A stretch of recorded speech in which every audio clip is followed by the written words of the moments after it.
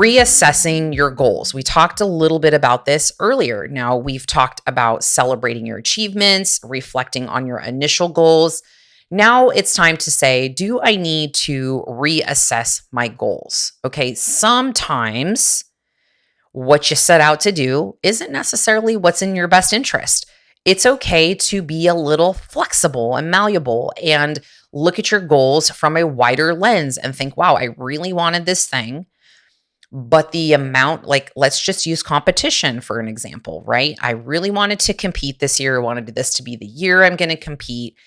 And looking at life with a wider lens, my sister had a baby, or I took on this new role at work. And like these things took over precedence of the commitment that I would have needed to go into something as deep as a contest prep, right? Maybe you have a family member that needed some support, maybe an adult, a parent, right? Something, right? This sometimes will change the trajectory of your goals.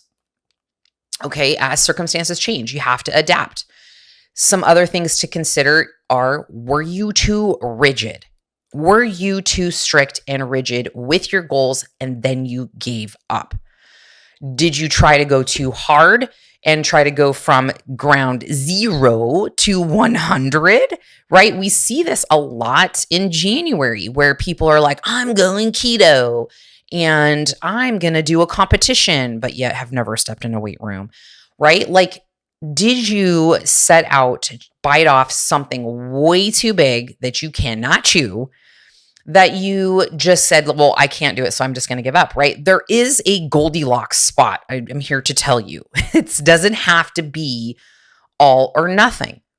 And a big piece of my mission with the podcast is, while yes, I am talking about the extremes that are competition coaching quite often, I'm also talking to you, the normal, average, everyday woman who just wants to look good, feel good, change the shape of her body, get in better shape, get in better health, have more energy, be able to run around with her kids, on the playground, whatever your thing is. And sometimes when you just decide you have to go all in and you can't commit to that level of commitment, you just give up. Right? It's because it's too rigid. It's unrealistic. So that happens often. So I encourage you now to evaluate the feasibility of your initial goal. Was that realistic? Yes. Great. What are you doing now to continue to move towards that? If the answer is no, what can you adjust to make forward movement towards that goal that is not necessarily have to be all in 100%, right? If your goal was, I want to start weight training, or I want to start an exercise program to change the shape of my body and sculpt and tone, and I need to be in the gym 5 days a week, but you were in the gym 0 days a week prior to that, that's going to be a tough one to maintain. So maybe now, halfway through the year, you scale back and you say, I just wanted to get into the gym or work with a personal trainer once or twice a week to work on this goal. I'm never going to know unless I start, because going all in was not working for me before.